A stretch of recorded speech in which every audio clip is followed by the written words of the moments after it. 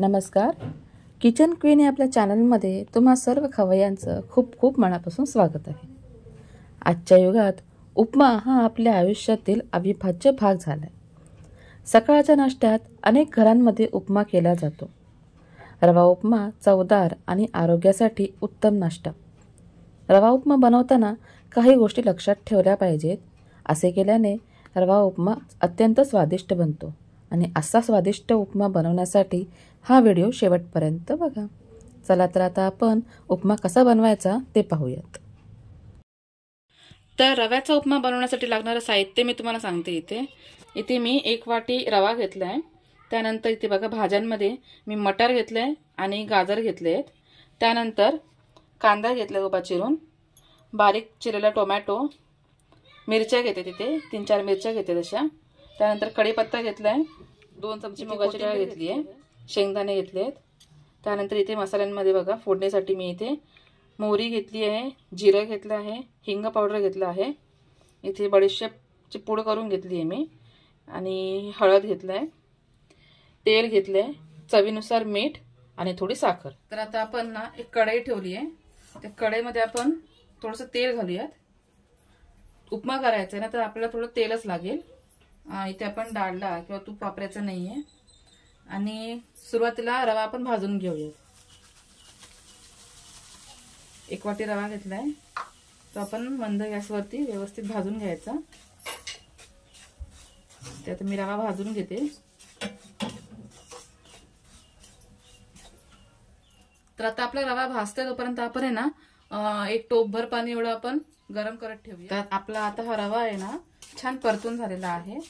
तर आता आपण हा रवा काढून घेऊया.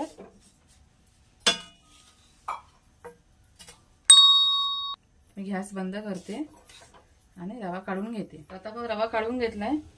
पुन्हा आपण त्याच्यामध्ये थोडंसं तेल घालायचंय. त्याच्यानंतर त्यामध्ये आपल्याला शेंगदाणे घालायचे. हे चांगले असे फ्राय करून घ्यायचे. आता इथे पण आपलं पाणी तापले बघा. गॅस बंद करून घेऊ. शेंगदाणे आहेत ना छान असे क्रंची होईपर्यंत आपण भाजून घ्यायचे तेलामध्ये. तर आपले शेंगदाणे भाजून झालेले आहेत, काढून घेऊयात आपण. थोडंसं तेल घालूयात. आता यात आपण जिरं, मोहरी आणि हिंग पावडर घालूयात. कढीपत्ता घालायचा, कांदा घालायचा,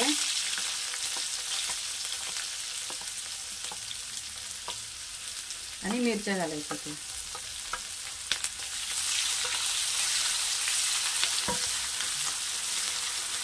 चांगलं परतून घ्यायचं. कांदा मिरची चांगलं असं परतून घ्यायचं. आता आपला कांदा चांगला परतला गेलाय. यामध्ये आपण टोमॅटो घालून घेऊया. टोमॅटो पण आपल्याला चांगला नरम होईपर्यंत परतून घ्यायचंय.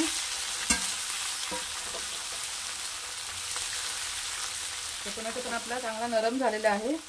यामध्ये आपण ही मुगाची डाळ घालायची. मुगाची डाळ आहे ना चांगली अशी स्वच्छ कपड्याने पुसून घ्यायची आणि घालायची. मुगाची डाळ चांगली अशी तेलामध्ये ना फ्राय करून घ्यायची.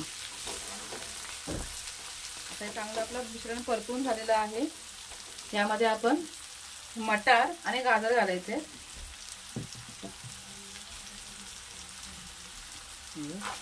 चांगले धुवून घेतले, घालायचे. चांगलं परतून घ्यायचं.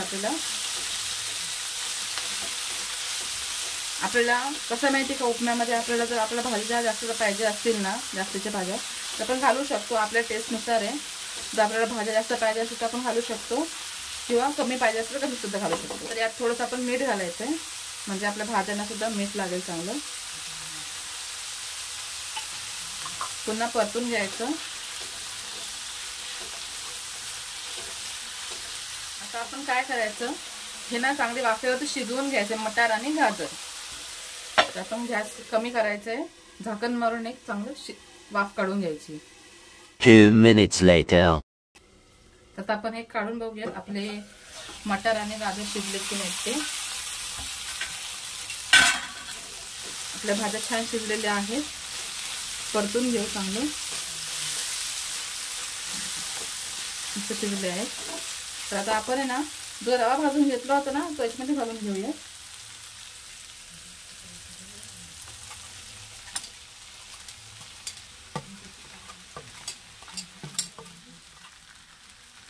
तो छानपैकी इकडे परतून घेऊयात.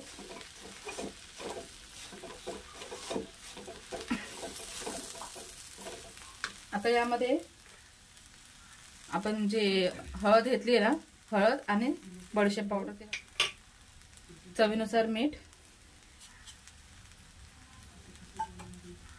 साखर घालायची आपल्याला. 1 चमचा साखर घालायची आहे. थोडंसं परत एकदा परतून घेऊयात.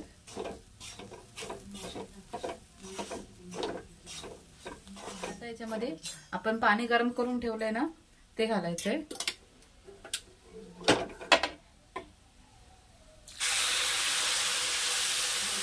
पाणी पण बघा आपल्याला किती घालायचं सांगते. आपल्याला 1 वाटी रवा घेतला होता ना तर 1.5 वाटी आपल्याला पाणी घ्यायचंय. चांगला आता शिजवून घ्यायचंय बघा.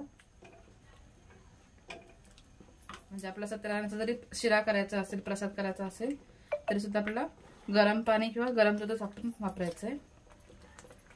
तर आता हे चांगलं आता शिजवून घेते मी रवा आणि कंटिन्यू असं परतत राहायचं.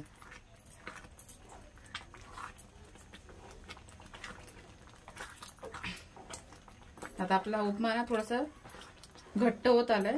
या स्टेजला आपण गॅस कमी करायचं आणि झाकण मारून चांगलं शिजवून घ्यायचं. झाकण काढून बघू आपण.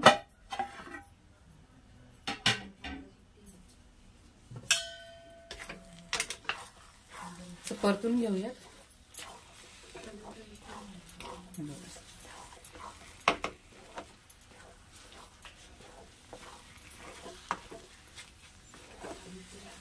आपला रवा उपमा इथे तयार झालेला आहे. तुम्ही पाहू शकता एकदम परफेक्ट कलर आणि झटपट असा रवा उपमा इथे नाश्त्यासाठी, सकाळच्या नाश्त्यासाठी तयार आहे.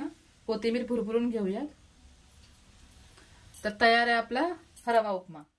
तर इथे आपला मऊसूत आणि गरमागरम असा उपमा तयार झालेला आहे. तर सकाळच्या नाश्त्यासाठी ही रेसिपी तुम्ही नक्की ट्राय करून बघा.